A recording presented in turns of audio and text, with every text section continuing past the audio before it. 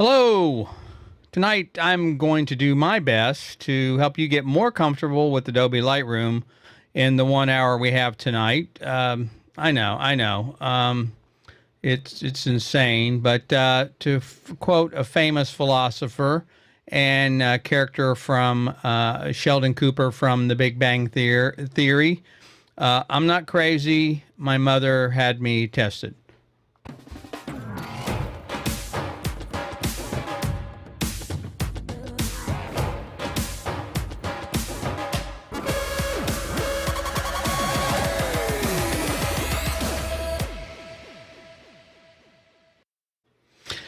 Good evening. I'm Lee Love, and this is Photo Mentor TV. Glad you could join us here tonight. This is the place where I do everything I can to encourage, educate, and mentor photographers, mostly new photographers.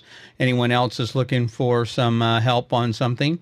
Anyway, and to help give you a little more confidence and also bring out maybe that artist that's hiding inside.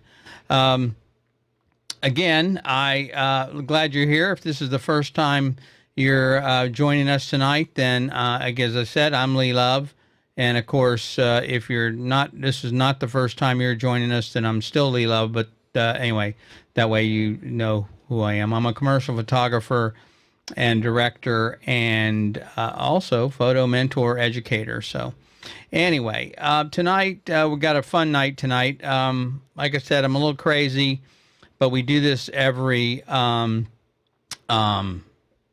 every Tuesday night. Try to do this every Tuesday night, where we go over all kinds of crazy stuff. Well, the first Tuesday of the month, we do photo reviews. Like tonight, I'm going to be doing a training session. We do trivia questions, live Q&A, and just basically trying to have a little bit of fun and help educate you. And what I say really is to kind of get rid of some of the myths and misconceptions that I see spread around all over the place, which kind of drives me crazy. So anyway, again tonight I'm going to try and teach you guys some Lightroom. The Lightroom part's not a problem. I've been using Lightroom for many decades, but the problem is that I did something that you should never do on one of your photo shoots, and that is I basically changed my entire system here. I didn't upgrade my software on my computer. That's the one thing I didn't do, but I changed all the slides, all the open audio, you name it. So it means I got a whole bunch of new stuff to try and learn tonight. Plus, you add to it where you're doing a live demo on another computer, which makes it a little more challenging. So anyway, so that's what we're doing here tonight. Okay, so the first thing I want to get to before we get started is, again, I mentioned that let's see here, that we do this every Tuesday night. But the other thing I want to mention to you is, and this is one of my favorite quotes by Ansel Adams, and it's very appropriate for tonight. It basically says the negative is comparable to the computer's score and the print its performance. Each performance differs in subtle ways. And what Adams is trying to say there, for those of you who didn't pick up on that, is that the negative or the shooting part is only half the equation, that the post-processing is really where it comes together and really where you kind of help communicate, or at least for me, communicate that vision or that feeling that I want to get across. So, for example, a lot of times one of the techniques that I use when possible, depending on the client, is that I will try and not look at the photos for about a week if I can. So I'll import them, bring them into the system, make sure they're all there, but then not really edit them or touch them for about a week if I can. And the reason is I'm much more objective in evaluating the images. And I think you should try this if you can and see what you think. See, I think you'll find that it'll work the same for you as well. So anyway, all right. So let's get started here tonight. We'll kind of talk about some of the things we're going to be doing before we get. So the first thing is why should I cover this topic to begin with? Well, number one, there's a lot of misconceptions about it out there, and things that people give bad information, like, oh, just shoot in RAW and you can fix everything in post processing, and that's not true. There's a lot of limitations there. And the other thing is, I know a lot of people are frustrated. I listen to you guys. I know you maybe don't think I listen to you. I ask questions. I watch what you're saying. I watch what you're working on. And I know a lot of you are frustrated with the editing process. In fact, I would say it's probably the number in the top 3 issues that most people struggle with. The other thing is, I feel it's my obligation to share my experience and expertise with you to kind of help get you over that hump. Again, I mentioned that, it's about using, learning the tools and becoming better as a photographer.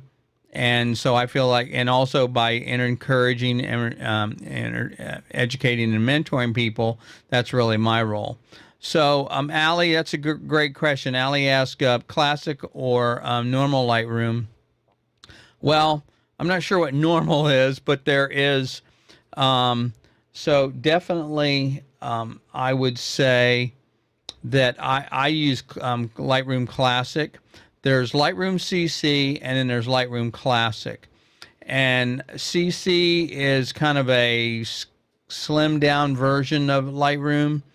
They hide a lot of stuff. There's a lot of things you can't do in that version. And so I don't even really mess with it. I play with it a little bit, but it's not even worth it. So for me, it's all Lightroom Classic, and that's what I'm going to be covering tonight. So hopefully that'll be helpful for you guys. And then again, the other reason maybe that I'm teaching this is that I could have been dropped on my head as a child, and maybe I just don't know any better, which is probably more along the right case more than anything. So anyway, all right. So if those of you that have been around know that that I teach things a little differently than most people. I don't really teach to start with. I teach it, but I don't start with the exposure triangle and aperture and shutter and shooting on manual. I don't have time to go into it now, but what I teach is a method called STEPs, which is seeing, telling, exposing, processing. So the piece I'm going to talk about tonight is the processing part. Now, the problem is that this is it's a big piece. There's a lot to cover here, and I certainly can't cover it all this evening, but I'll do my part. But I have a whole series of modules that I go into both in Photoshop and also in Lightroom. So again, just want to kind of give you a heads up. I'm not going to be able to go into all the detail tonight because it's a very complex or very difficult and detailed process, although I break it down in a very simplified way. But there's a lot to it. So anyway, so I just do my best I can to kind of go over that with you guys and kind of get you interested or maybe fill in some of the gaps, hopefully. Okay. So the other thing is, let's see, we're going to go into that. The other thing is I want to kind of touch on who this is really, oriented toward or schedule or I think will help the most. And the person that should really find this most appealing is really if you're a new photographer, of course, if you're getting started, you're trying to figure out a little bit about editing. I get a lot of questions. I see a lot of questions about what should I do? What should I start with? And everybody jumps to Lightroom or Photoshop, and I'm going to cover Photoshop in this session very briefly. But if you're a new photographer, I think you're going to find this helpful. I should also mention that Lightroom is not the only solution. There are a lot of other solutions out there. I'm only doing this one tonight because a lot of people ask questions about it. So if you're considering Lightroom, this would be some good information for you to kind of help you understand what the details and what the issues are involved with Lightroom versus some of the other products. The other thing is maybe you're overwhelmed, and that's common. You know, there's a lot of stuff to learn. People say, "Oh, you got to learn Photoshop. You got to learn Photoshop." Well, Photoshop is a massive program to learn. So maybe you're a little overwhelmed, and hopefully, I'm going to put that to bed a little bit, make you understand where you should be putting your attention. And then the other thing is, I'm going to teach you a little bit of a better workflow. So I should mention that I teach Lightroom one-on-one for a lot of people. And mostly, and I'll get into some of the detail here, but most of the problems I find are not in the editing, but most people have problems with the workflow and the management of the data. And so that's something that I'm going to talk about and cover tonight, and we'll go into some of that, and hopefully that'll help you out. So, okay. All right, so let's see. Let's see, kind of get started. Let's see if there's any questions, first of all. I don't think so, before we get rolling. It was a good one, by the way, Allie, on asking the normal CC, on asking the, hello, Rodney. Hey, man, nice to see you. Yeah, it's been a long time. Thanks for joining us.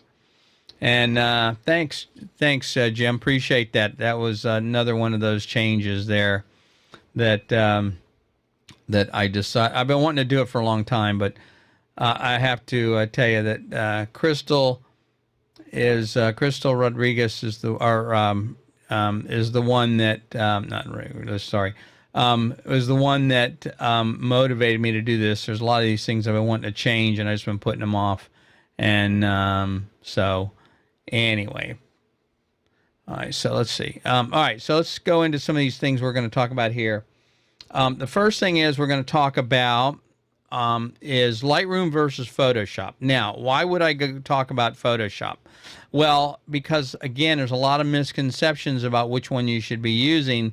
A lot of people think, oh, I got to learn Photoshop. Photoshop is a very different animal, and I would suspect that most of the time you do not need Photoshop. I'll just kind of give you a spoiler alert there on that one.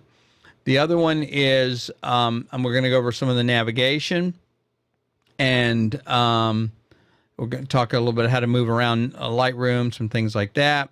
I'm going to cover about organization. This is a biggie, about where your files are, how you manage them, and how to get to them. And then, of course, importing. That's part of the organization part. And then the other thing is the editing. We'll go into the editing. I don't know if I'll have time to go into exporting in this session. But again, it's probably worth mentioning that if you are interested in getting more information about what I'm doing with Lightroom and maybe some of the classes and stuff, go to photomentoracademy.com, photomentoracademy.com, and there's a simple form on the front page there. Just put your name and your email address in there, and when the course is launched on Lightroom, then I will notify you that is available. So that's something that you may want to do. Photo Mentor Academy. You can also go to photomentor.tv, and it'll redirect you there if you want to save some characters. So I don't know why you'd want to do that, but you never know. Okay. Okay. First of all, let's go into Photoshop, and let me talk to you a little bit about Photoshop and what that has to offer, and then we'll go from there. So the first thing is that this is something that most people don't understand, I don't think. Photoshop is really, and it can be used for just basic photo editing, but its claim to fame and its real value is in layout and compositing. So, you know, this is like a movie poster that was done. This is a good example of where something that was done in Photoshop to be, this is what it was originally designed to do. So thank you, Crystal. Sorry about the Rivera. Apologize about that. I didn't get much sleep today. So anyway, it'll probably show.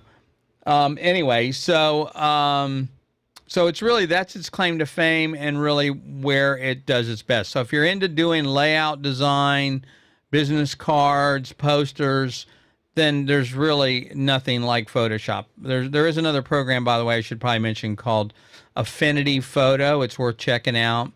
It does everything I can find that Photoshop does. It's less money and it's really amazing, but it's the same kind of tool. It's a layout and compositing tool. Okay.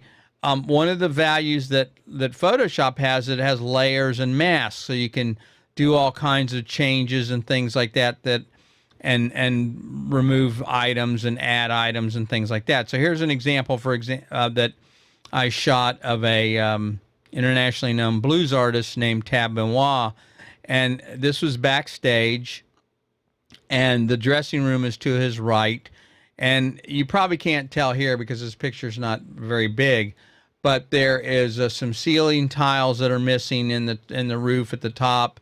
There's a light bulb out in the background on the dressing table.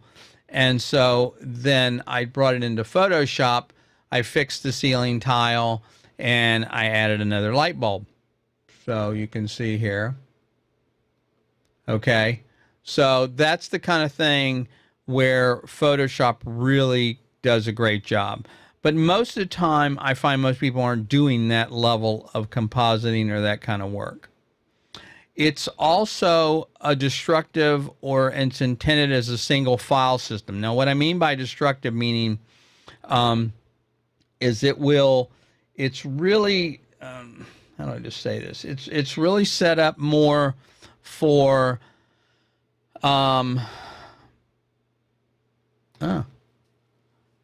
really? Okay, now, Brian, okay.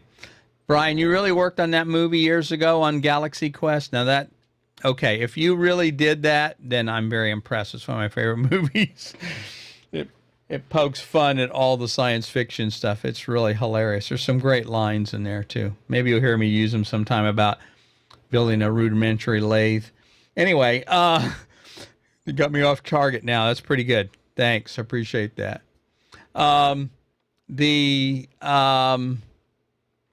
So the thing about it's destructive in that it's really designed to edit one file at a time and to save it. And you save it as a file. You save it as what's called a PSD file. It's a large file. And but that's it. And so once you save it, you write over that same file or you create multiple copies. So it's designed to do. It's not meant to edit 20 pictures at the same time. And when I go into Lightroom, I'm going to show you how you can do that and why it's better suited for that. It's also a very complex program if you haven't figured this out. There's like 70 plus tools in Photoshop. Now, also, here's one of the other things you're going to find, if you haven't already, is that you go, well, everybody's like, oh, just go on YouTube and watch some videos. Well, it's not quite that simple. And the reason is, and I'm exaggerating, but there's like 9 ways to do the exact same thing.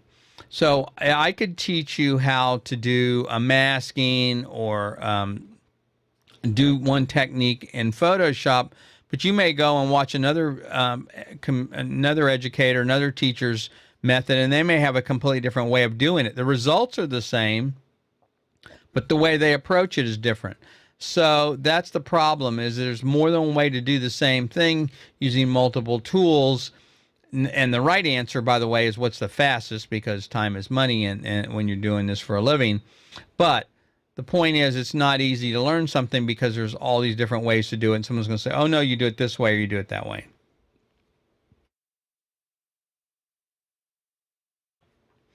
Okay, so let's look at Lightroom now and kind of compare it.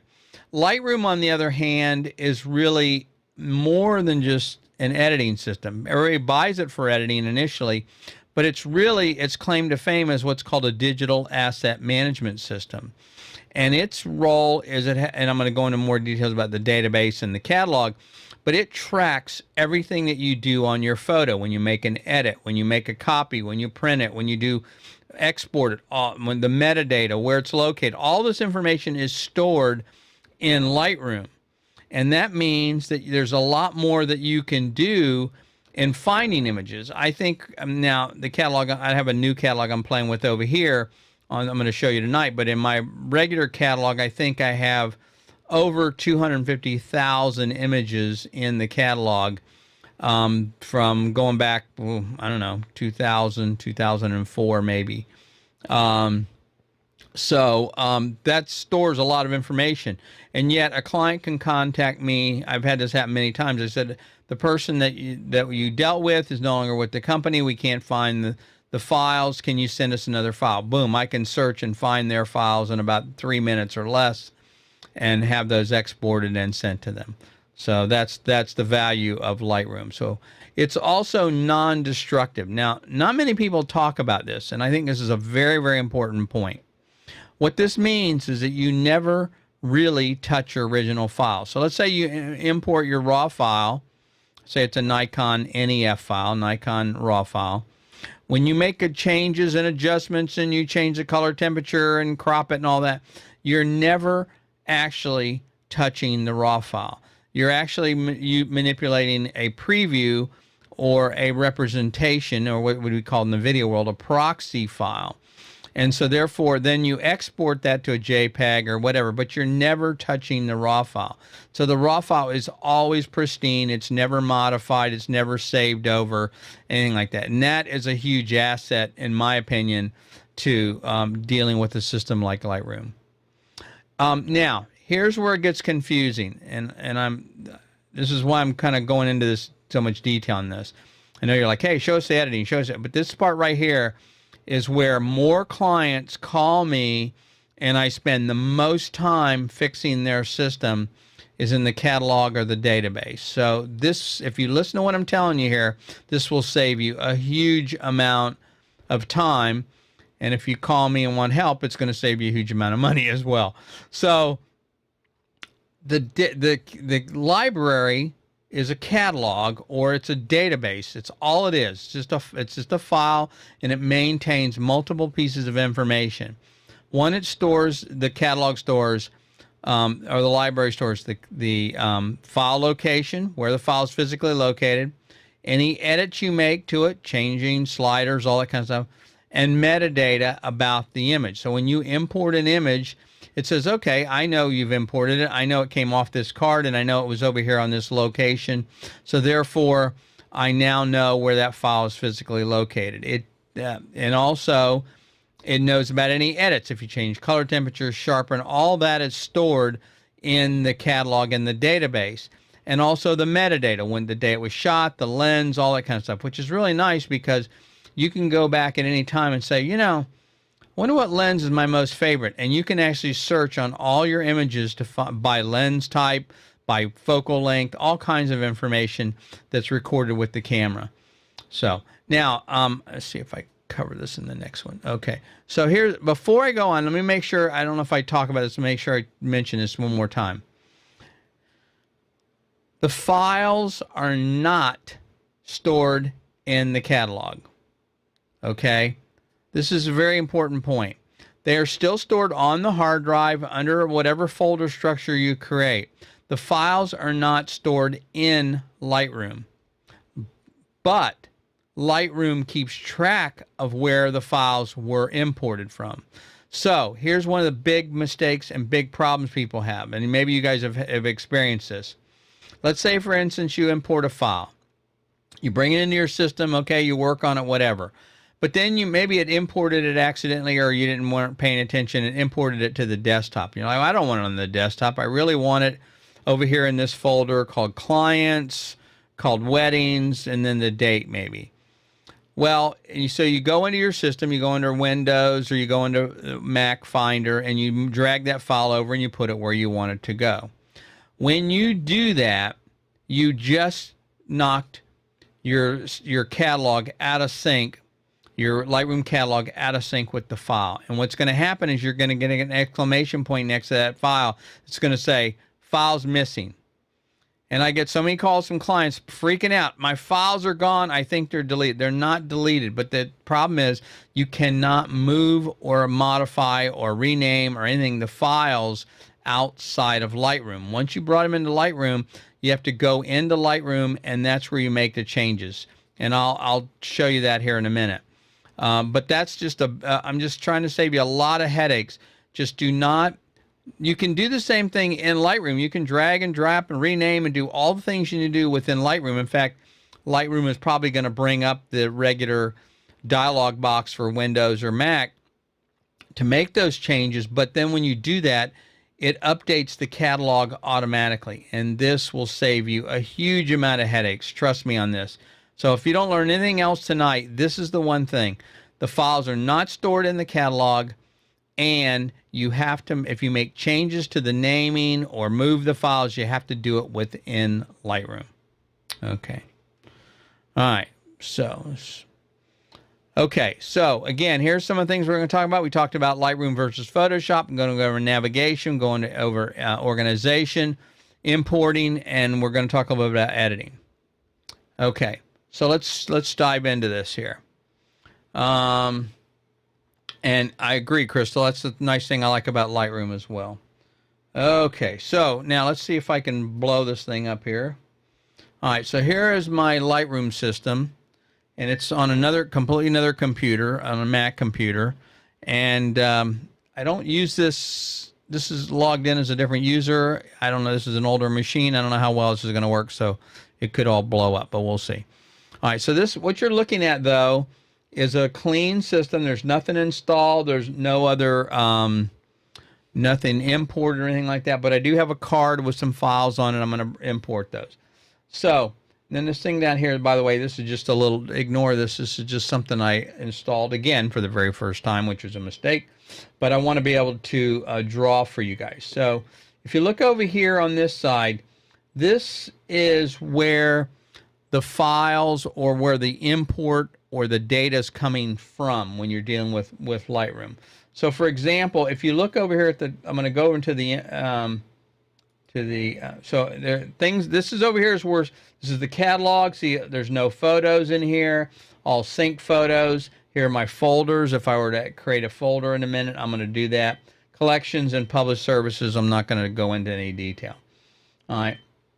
Over here on the right, okay, now we have the main menu. Now, again, I've turned off some of these features, but because if on yours you may notice you probably have library, develop, maps, what else? Slides, printing, a bunch of other stuff. I don't have all that in here. And you go into the menu and you can turn that on or off. So I just have it turned off for simplistic sake.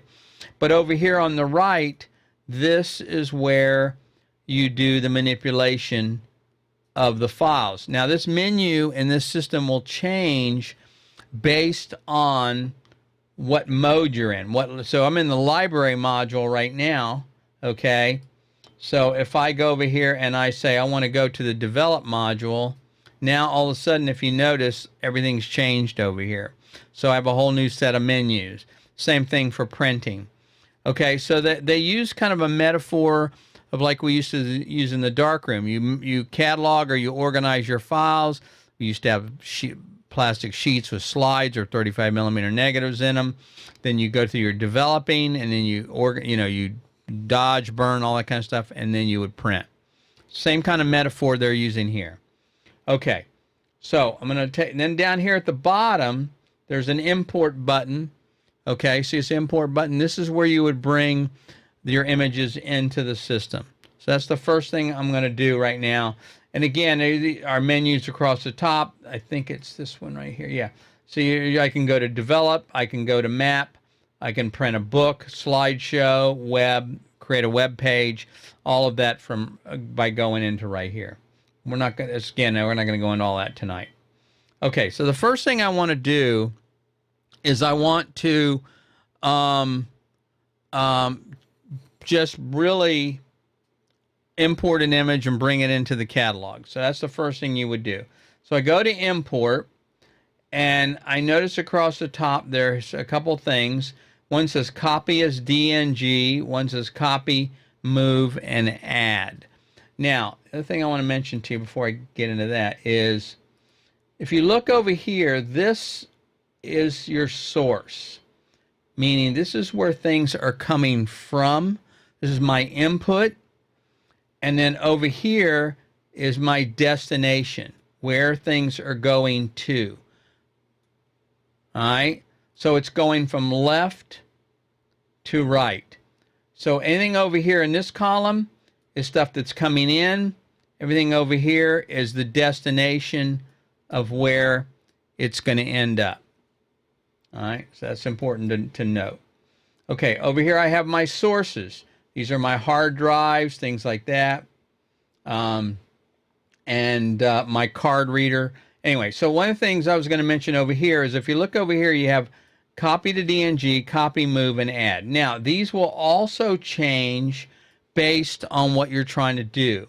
So if I want to, let's say I already have some images. Let's say I just installed Lightroom and I already have a disk full of images.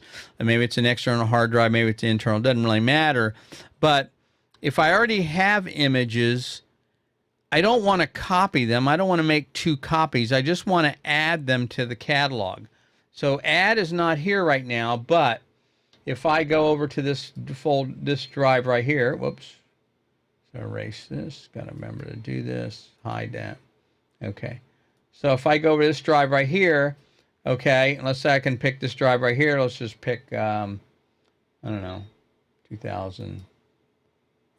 See what we got here. I don't even know what's in this thing. Whoops, that's a Adobe cache. That's not what we want. Okay. All right, so here's some files. So these are already on the hard drive, okay? So if I'm going to import those, I just want to add those to the catalog. I don't want to copy them because this hard drive already has those files on it. I'm not taking them off of them. I'm not moving them. All I'm doing is adding the files I already have to the catalog. So that's important. So you don't add unless there's already something there or drive that are existing, okay? The other thing is you would move, of course, if I'm moving them from one place to another. So let's say I have a hard drive that's full. It's only a 2 terabyte hard drive and I really need more space and I want to go to a 4 terabyte or an 8 terabyte drive. Well, how do I don't want to copy, if I copy them, then it's a kind of a hassle. So maybe I want to move them from one drive to another. So I would do the same thing. I would select the drive here. And then now if you noticed over here on the right, I have a whole new set of options. And these are my destination. Where am I going to put those files? And these are the same hard drives over here that you see on the left-hand side. Okay. Let's go to a different color. So you see these hard drives over here. These are the same hard drives over here. So if I wanted to move something from one hard drive to a new hard drive, I would select it over here. I would click on it. I would say move, and then I would select the drive and the directory I want to put it over here. Not going to go into any more detail on that. I just want to kind of help you understand what the issues here. But 99.9% of the time, that's not what you're going to be doing. What you're going to be doing is you're going to be copying. So if I select this, whoops, did it again. Hide. So if I select this folder here called Photo Mentor, this is an SD card that's in my reader, my card reader. There's 5 files that I brought in that I copied over here, and they're not in my catalog. So what I want to do is I want to import those files and bring them into my catalog. So to do that, again, it automatically knows. I don't think it'll even let me, it won't let me copy them. And it won't let me, actually it will let me copy them, won't let me move them, I don't think. But anyway, so what you want to do is you want to copy them. You don't want to move them. You want to copy them from the SD card into your system. The reason you don't move them is because you want to make sure that indeed they're there, they're safe, you know they're already there, you've double checked it before you delete. Because if you move them, it's going to take them off the card, move them over to the hard drive, and then delete them from the card, and you don't want to do that. You want to keep those there for a little while until you're sure they're there. In fact, I have all kinds of cards sitting here in front of me from all kinds of different computers that are cameras that I don't actually delete. I rotate through them all and then I know when I use them again, I've got so many of them that once I've used it, I know that I've delivered the client or whatever, then I go back and reuse these cards. But I try not to use them over and over, or I use them over and over, but I don't try to use them right away because I want to make sure that my data's there, and the cards, quite frankly, are the least expensive thing we spend money on. Even these new CF Express cards, which are pretty expensive, but and relatively speaking, they're less money than what we spend on a lens, right? Okay, so all right, let's. I think we're okay. So let's go back over. So we've got our files here. We're going to import them. We're going to copy them now. I've selected, now there's a thing over here that says include subfolders. This is something you probably want to make sure that you check. And the reason is because a lot of cards, now because of the way I did this card, it's not, there are no subfolders on here. But if you were to format this in the camera, which you should do, by the way, it's going to create subfolders. It's going to create like Nikon's going to create a folder called DCM something, or I forgot what, DCIM or something. And so it's going to create that subfolder, and then the files are actually going to be under a subfolder. So if you don't click this little checkbox here, what happens is you won't see the files. You go, oh my gosh, they're missing. What happened? I didn't get them. No, it's because you didn't have this checked, and that's why. Okay?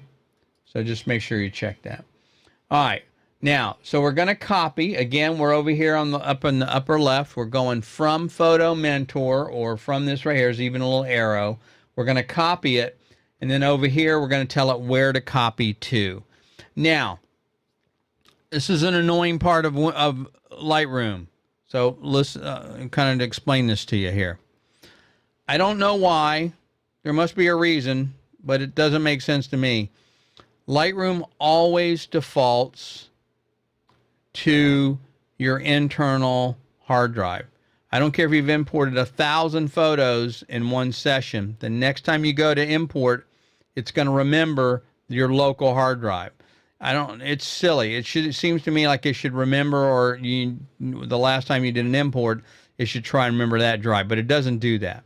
So if you're not careful, and I testify here, it happened to me many times. What happens is that it will import the files on your local hard drive in your home and your pictures folder, usually on the Mac or whatever. And I think it does the same thing on Windows. So what happens is you're looking for your files and they're not where they're supposed to be. And that's a whole nother thing. I should really post a link. Maybe I can get Sue Ann. I don't know if she can find it or not, but if not, I'll do it later on after we finish the recording.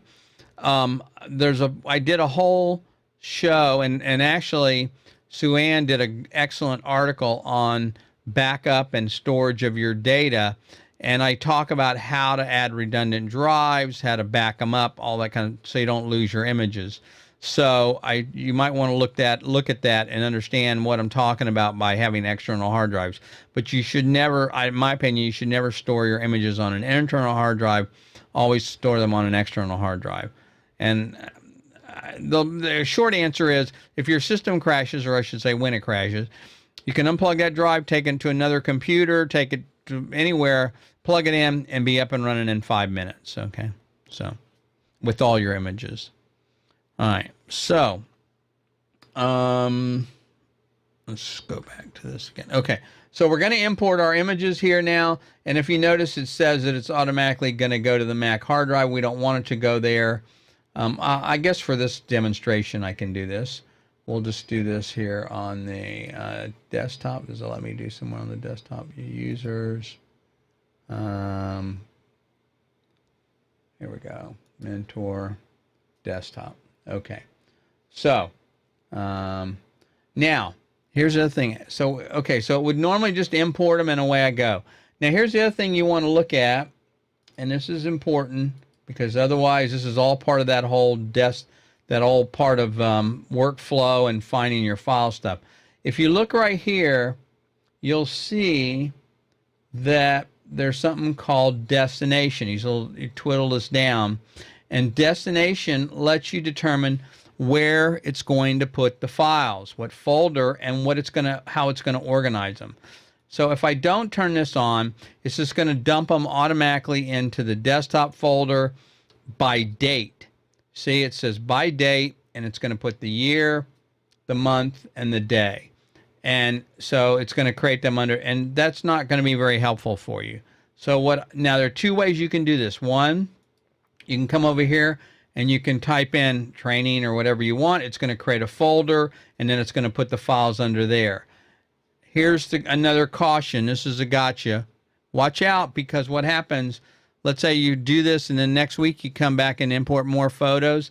It does not erase this training check mark. It still does this. It puts it in the exact same spot. Well, maybe you don't want to put them in the client Jones's name. Maybe you want to put them somewhere else. Well, if you're not careful, it'll put them in some place you don't want them to. So that's the one caution about doing that. You got to be very careful. But a better way to do it is to right mouse click on the main folder you want to put the files in, and then create a folder. So let's just say we'll call this here. We'll just create a folder under desktop called, I don't know, award-winning giant great photos. So here we go, great photos. All right, great photos. Okay, which they're not, by the way. Okay, so there's a folder called great photos. I say choose. And so now, when it puts those in there, it's still going to put them in by date unless I change something here. And then it's going to import them. Now, I would like to go into more detail of this, but I don't have time. But let me just give you a quick synopsis how I do mine. You can do it any way you want. The way I organize mine are by the year. Okay, so 2020, 2021, 2022. That's the hierarchy. Then from there, I do client, personal, and maybe a couple other like backgrounds or something other kind of miscellaneous stuff I'm doing. And then under there, I have another category. So let's say it's a client.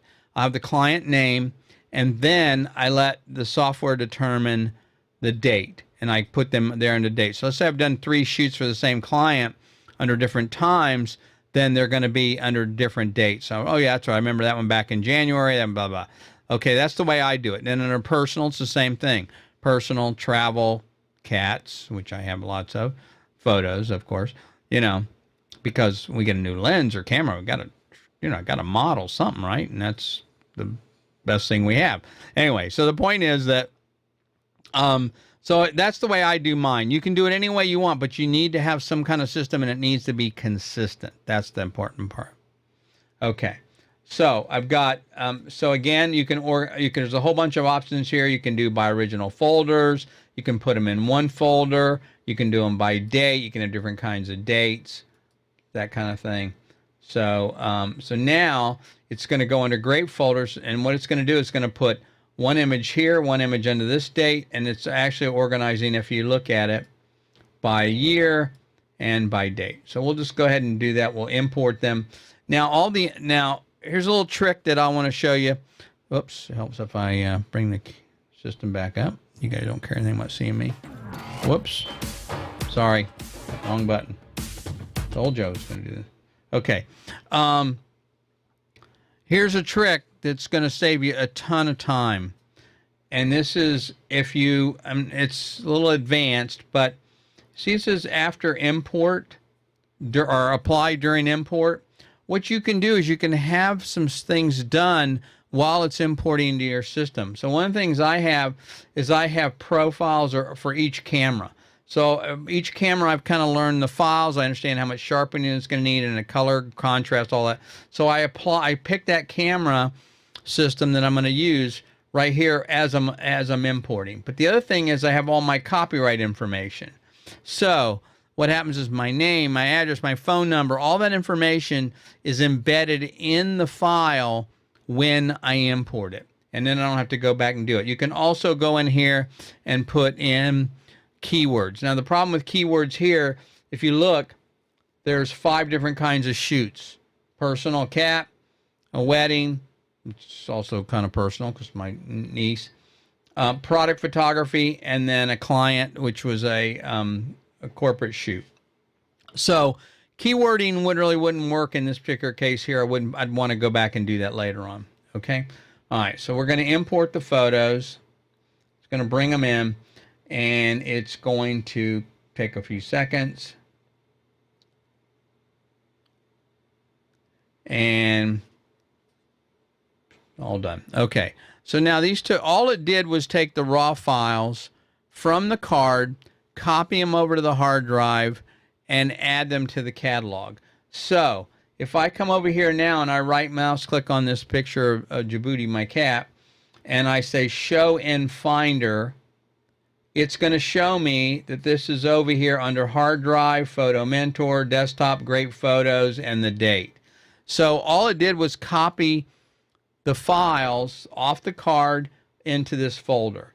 So now Lightroom knows where that file is located. If I click on it, I can actually come over here and also get all kinds of metadata, as I was trying to tell you before. It knows there's copyright information. Oh, here. This is the EXIF data. It's going to know the camera it was shot with, the date, the lens, the ISO. Everything is stored off that image right into your catalog. And this is a great thing to be able to have down the road when you want to be able to find a certain image for certain reasons. I can't go into too much more detail now because I don't have time, but you get, this is also where I could go in and put keywording in. If I wanted, I could keyword this photo right now. And this is, it's a hassle when you do it, but let me tell you, after you have 250,000 images, it's going to be a lot easier to do it now than it will be. And then all down the road. And then also there's a whole bunch of keyword lists. You can create, once you put a keyword in there, it will store that, so it's not as hard. All you do is pick it from a drop-down list. Okay, so now I've got the images in here. Now what? Okay, so now let's go and look into editing. All right, so we go over here to develop. Now all of a sudden, okay, now I have same images. Now if you look, all these sliders are kind of already moved. That's because I'm going to reset this. Okay, this is what the file looks like. Turn this off here because it'll confuse you. This is what the file looks like out of the camera. It's a little underexposed. It's not that great, really. It's kind of, I could have done a better job. But again, I was just kind of playing with her and just trying to see what this macro lens would look like. So that's what the photo looks like. You can look at the histogram up here in the upper right-hand corner. You can see it's a little underexposed. It really should be more over here to the right. Okay. Let's see. So let's see here. Talked about importing. Let's see what else we got here. I want to make sure I cover everything for you guys. Okay. All right. So let's talk a little bit about, so we've imported the images now. Let's talk about editing a little bit. All right. So again, I've looked at the histogram. I can tell that the image is really a little bit underexposed. And by the way, I was turning this off, but I'll show you. There's these little arrows here at the top. There's one that's on the here, the bottom end, and one at the top end. And you notice, see the her eye, how it's turned blue when I turn that on? What that is an indicator that's showing me that there is no detail in that part of the photo. The blacks are pure black. There's zero. Same thing's going to happen over here on the top end. If I take this and go over too much to the right and turn this on, maybe it won't do it here. Should. There we go. Okay. So if it's too overexposed, like you have a sky or something like that, that's going to turn red. That's going to show you there's no detail in the whites or on the far end of the image. So that's what that indicator. If you see that and you don't know what it is, you want to turn it off, just click one of these little up arrows and it'll turn it off. Oh, here's another little trick if you don't know. This is a really handy one. I wish more software did this. If you instead of trying to bring this back to 0 and try and get it in here, if you just double click on the name, it will automatically 0 that slider, which is a great tip. Okay, so if I'm going to edit this picture, there's a couple of things you can do. By the way, I should mention, if you look here, let's bring these down so you can see what's going on. Okay, you have basic, tone curve, color grading, detail, lens correction, transform, effects, and calibration. These are in an order automatic. There's a reason they're in this order. This is what you want to start at the top and work your way down. You wouldn't sharpen first. You would do your color correction and your things like that first before you sharpen. So that's why they're in this order. Okay, so the basic is where you spend probably most of your time. Okay, also up here, you guys, I know every time we do a photo review, I'm cropping the heck out of your photos. So you can go up here and crop. I can come in here. I can bring this photo in. I can crop something out of it if I don't think that if it's not right. And then if I don't like it, I can come over here and I can hit revert, and it will then bring it back to 0. I can rotate the image. I can also set it up to be different aspect ratios. If I'm going to do a 4:5 print or an 8:10, those are different aspect ratios. So you want to be able to pick that. Actually, 4:5 and 8:10 are the same, but 4:5 and 5:7, 11:14 are different. So anyway, so that's what that is. You can crop your image here. Okay. You can do some color correction and some masking now. They've added some things, some brushes to be able to do some correction and take some things away. We'll go into that tonight. Okay. First thing you want to do is get your white balance. Okay. So you click the eyedropper, pick an object that's white or gray. And if you look down here at the bottom, at that little grid, if you look, it's hard to tell because if I move this, it's going to move it. But see at the bottom it says 19, 19, and 14. That's red, green, and blue. So if you look at those numbers, they should be as close to even as possible. That's how you know if the image is white balanced or not. Okay? So there's one that's 63, 61, and 58. So that tells me that there's not enough blue, that it's a little too much red. And so those should be even if they're even. In fact, if you go up here to your histogram, you can kind of see this in your histogram right here. If you look at it, see the red? It's the red. If when I adjust this, you're going to find this red's going to disappear, or it's going to kind of go to the same. So let's see. Whoops. See what happens. So if I click right here, okay. So it brought a little more blue in, and it took some of the red out. Now, I'm going to tell you about it in a minute here, but bring up the exposure. Okay. Now, on skin tones, you're probably going to be somewhere in this area right here for most skin tones. But anyway, so this is not... You guys might notice that when we do photo reviews on the first Tuesday of the month, I don't talk a lot about color correction or toning. I talk mostly about story, talk about color, lines, shape, things like that. And the reason is, I do that on purpose. Toning is very, very personal. What you want that image to say, the feeling, the emotion that you want to have that image convey is very different than maybe what mine is. So you may want something warmer, and I may want something cooler. That's why I don't comment on it, because that is purely subjective, purely. Now, it may reinforce or not reinforce the story or the subject you're trying. So in other words, if you have something that should be warm, fire, and you have it too blue, then that may conflict emotionally with the image. But otherwise, that's why I don't talk too much about that, because it's purely something that that you would pick on your own. Okay. All right. So again, got our color corrections pretty good here. Not too bad. It also tells you what this says that it's 2500, which was the white balance, which is about right. It was indoors, incandescent light, and so that's probably about right. So next thing you know is you have your exposure, your contrast. I like to punch up my contrast just a little bit, because it makes, if you notice, it makes the colors come out a little bit more. Your highlights, of course, you can change, shadows, whites, blacks. These are all personal preferences of what you're going to like. Texture, okay. Clarity, again, clarity is what clarity does is it's the mid-tones contrast is what it is. It's not really sharpening or anything like that. People think it is. Vibrance and saturation. Now, vibrance is overall color, and saturation is really overall color, and vibrance are more skin tones. Okay, So anyway, these are adjustments you'd make here. Again, they're going to be, you probably want Adobe colors. You're going to be, it's an RGB color that you're going to want to adjust this in. Okay. Tone curve, you can get really carried away here. I'm not going to go into too much detail on this tonight. Color, and this is kind of a nice feature here. Sometimes you'll find, let's say, I'll tell you what, let's go back to a different picture and I'll show you a little different. Let's pick this one right here.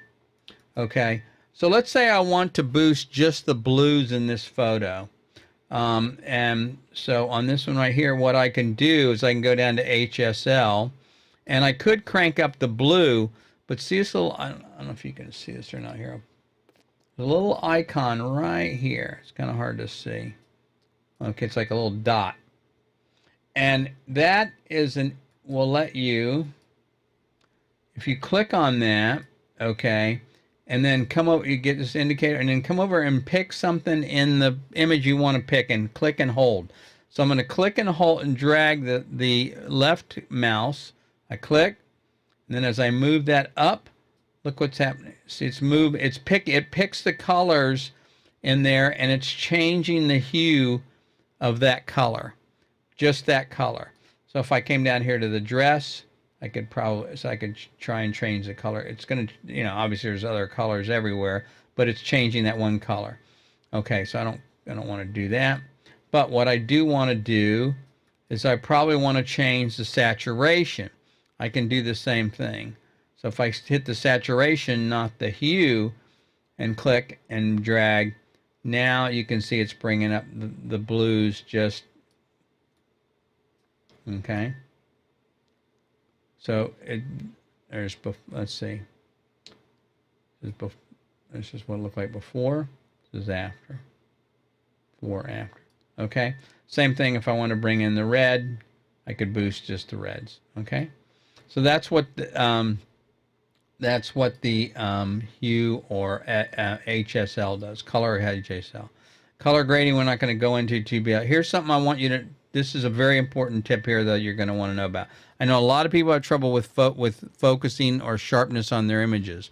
Keep in mind that we're dealing with a raw image here. Raw images are purposely not sharp. Okay, I'm going to say it again. Raw images are purposely not sharp. So you're going to want to make sure that you sharpen those images, because I know a lot of people say, well, my images aren't sharp. Well, that's the reason is because if you're looking at a raw images, they are not going to be sharp on purpose. Okay. All right. So let's see here. All right. So we kind of go detail. All right. So we're going to look at the sharpness here. So you can now you crank up your sharpness. You're going to want to look at it here and see what it looks like. Sharp or not. Okay. Now, here's a lesson that you may not make sense, but it's kind of the way it works. And that is, the higher the resolution image you have, the more sharpening you're going to need. Like, wait a minute, that doesn't make sense. Didn't make sense to me either. I'm like, wait a minute, I've got this 46 megapixel, 47 megapixel camera. I shouldn't have to do hardly any sharpening. It's the opposite. The more pixels, the more sharpening it needs to have to affect those pixels. Okay? So if you have a lower resolution, let's say you've taken an image and you converted it down to 1500 pixels, that's going to take less sharpening to make it look sharp than an image that's 5000 pixels. Okay? So you're sharpening. So you're going to look at that, what that's going to do. You zoom in on that. Your radius is going to look at how big an area it's going to look at for sharpening. But here's what I want to show you. Here's a trick I want to show you. It's something that most people don't know about. See it down here, it says something called masking. Okay, if you adjust it, nothing happens. But if you hold the Option key or the Alt key on the Mac and click and drag left or right, see what happens? Now, what is it doing? What it's doing is it is masking the areas that it's going to sharpen. I do not want my entire image to be sharp. I want the subject to be sharp. I don't care about the background. I want the eyes to be sharp. So what I want to do is I want to mask or I want to control what areas get sharpened. So I'll go over that again. You hold the Alt key on the Windows or the Command key, Option key on the Mac, and you take the slider, okay, right here. I'll mark it just so you guys can see. Let's make this a little smaller. Here we go. Okay. Take this right here, the masking tool, okay, on the sharpening, okay, and you want to hold the key down, the Option key on the Mac or the Alt key on the, and you want to slide, see if you slide this way. All right, when it's white, which is the default, everything is sharpened. When you move it to the right, only the white is still sharpened, but the masking is going on. It's the black is blocking. So the sky's not going to be sharpened.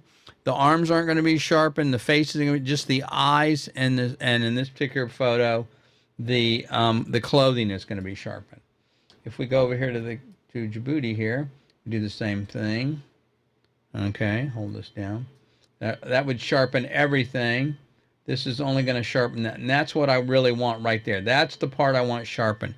And also, I should probably mention that the edges of an object is what really is sharp. When you're sharpening something, you're not really sharpening something. The secret is you're really adjusting the contrast of those pixels. So that's what sharpening is, really. It's not sharpening. It's just adjusting the contrast of where those pixels meet. Okay. So if I want to sharpen this photo right here, again, I want to hold the key down, and now everything that's white will be sharpened and not everything else. Okay, I'll just kind of overdo it here. I don't know if you guys can see this or not. It's kind of hard to tell, especially on video. Okay, so everything that's white is going to be sharpened. Everything that's not white, that's black, will be blocked. Okay, noise reduction, of course, that's something a lot of people with high ISO are complaining about ISO problems. Remember, I know you guys don't, I've heard this before. Allie says she needs to clean out her Lightroom and start over again with proper organization.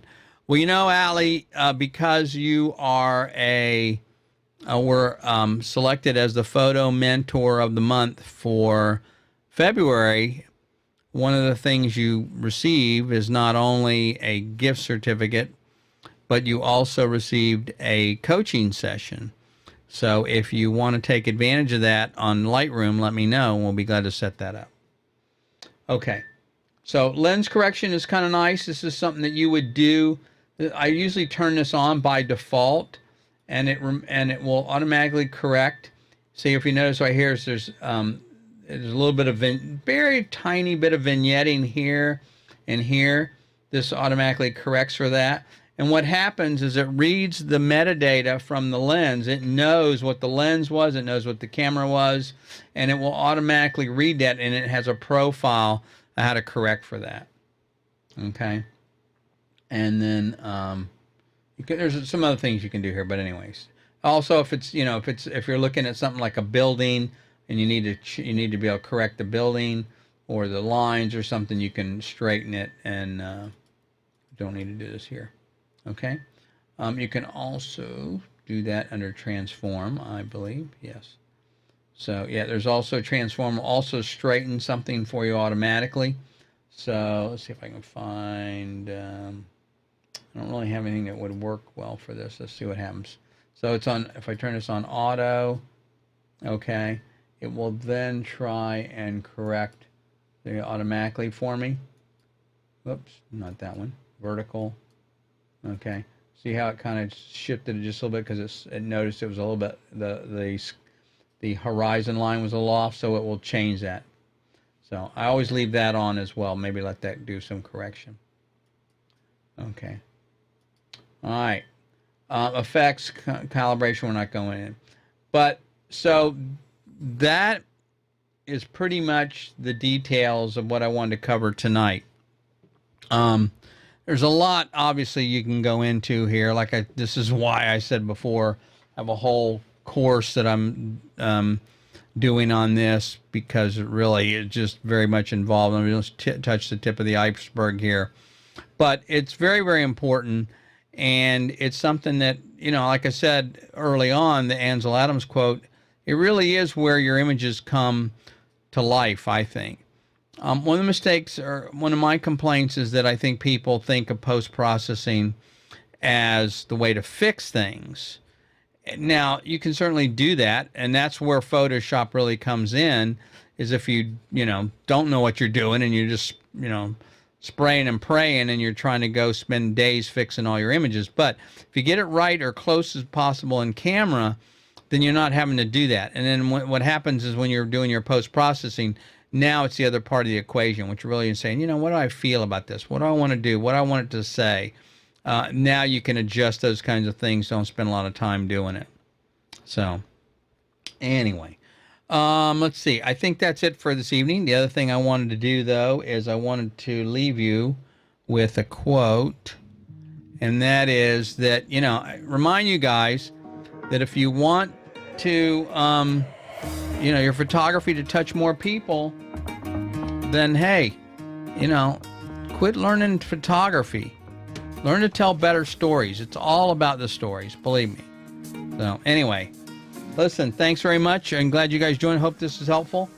And, we'll see you again next week.